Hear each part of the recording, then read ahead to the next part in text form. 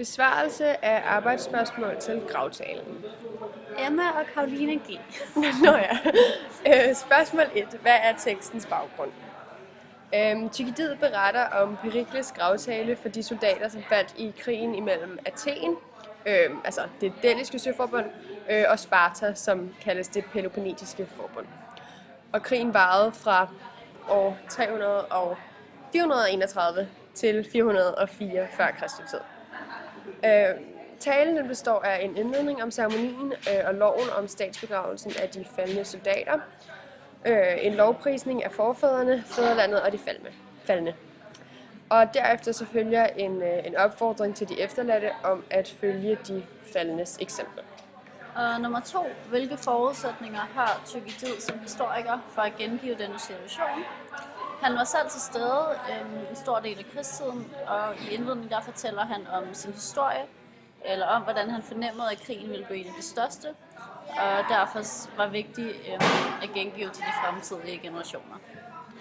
Yes. Og så spørgsmål 3. Gravtalen.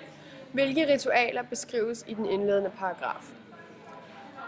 I 431 foretog athenerne efter deres gamle lov offentlig begravelse af de første døde i denne krig. Ceremonien bestod i, at de afdødes ben blev brændt, og i to dage i forvejen stilles til skue i et telt, som var beregnet til formålet. Og så medbringer hver så de døde de gaver, som de vil, og alle har mulighed for at gå ind i teltet og bringe deres offer. Når benene bæres ud, så kører der vogne med cyprestræ og en urne for hver fyle, og hver dødes ben ligger i hans egen fyles urne. De kvindelige pårørende går med til graven, til graven, ja, og de synger dødsklager. Og derefter så bliver de døde sat på en offentlig plads, som ligger på det smukkeste sted i byens udkant, hvor de, som er faldet i krig, de altid bliver begravelse, dog med undtagelse af dem, der er faldet i maraton. Når graven den så er blevet tilkastet, har byen valgt en mand, der anses for ikke at mangle indsigt og nyder almindelig anerkendelse, til at holde indtil lejligheden passende tale og priser de døde, og derefter så går følget bort. Ja.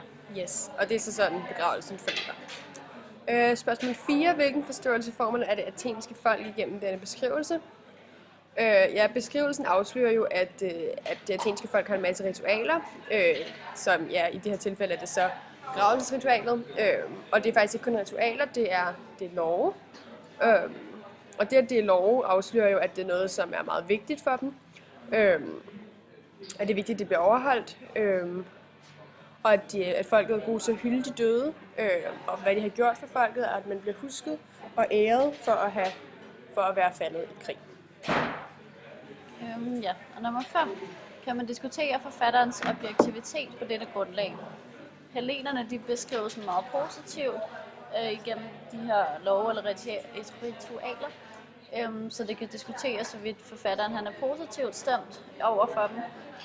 For eksempel så beskriver han det dødes begraves på den smukkeste plads, altså hvor han bruger adjektivet den smukkeste.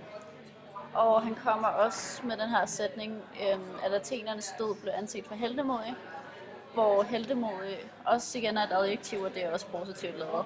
Så derigennem så får man ligesom en positiv beskrivelse af hellenerne. Yes. Spørgsmål 6. Hvordan indleder Perikles sin tale i forhold til dens umiddelbare formål? Talens formål er jo at hylde de døde, som er faldet i krig.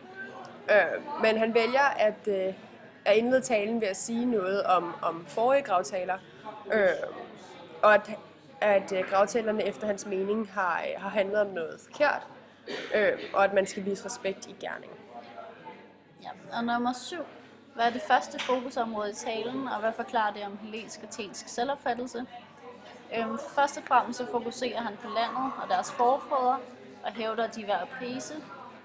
Deres indsats generelt, altså de er gode, og de besejrer andre med lethed. For eksempel er der det her citat: de har gjort byen til uindskrænket herre over alt, hvad den behøver, både til krig og til fred, hvor han bruger adjektivet uindskrænket og substantivet herre, og de er selvfølgelig begge to positivt lavet, og de virker som meget magtfulde ord. Yes. Hvad er det andet fokusområde i talen? Det andet fokusområde i talen er statsformen, som jo er et demokrati, altså at flertallet har magten. Ja. Og hvilke nøgleord benytter Pericles i sin beskrivelse af demokratiet? Han siger, at styret er samlet i flertallet, så går han meget ind på frihed, og at alle har lige ret i private sager. Hvilke underforståede kritikpunkter af demokratiet kan der ligge bag disse nøgleord? Særligt i citatet, alle har lige ret i private sager, kan der ligge noget skuld kritik, fordi at det jo så også betyder, at de, som ikke burde eller fortjente at lige så meget ret i private sager, også vil have det, eller de, som ikke er i stand til at håndtere det. Og derudover står der også, at styret er samlet i flertallet, og det betyder også, at flertallet kan handle som det vil, uanset at det måske ikke altid er rationelt, eller at det ikke altid er det bedste for folket. Så kommer vi ned til perspektivering. Det er med spørgsmål nummer 11. Overvej umiddelbare forskelle og ligheder mellem Herodot og Thukydides historieskrivning. Og ligheder, der er det med, at de formidler begge to deres beretninger med udgangspunkt i det sande. Så lægger de begge to vægt på at forklare årsagen bag om det, de beretter. For eksempelvis krig, som Thukydides han beskriver her. Og deres holdninger tilkendegives sådan gennem deres værk. For eksempel med Herodot, der kom en sidebemærkning om, hvad han selv tænkte. Yes. Og forskellene mellem dem er blandt andet, at Herodot han indsamlede historier og nedskrev dem.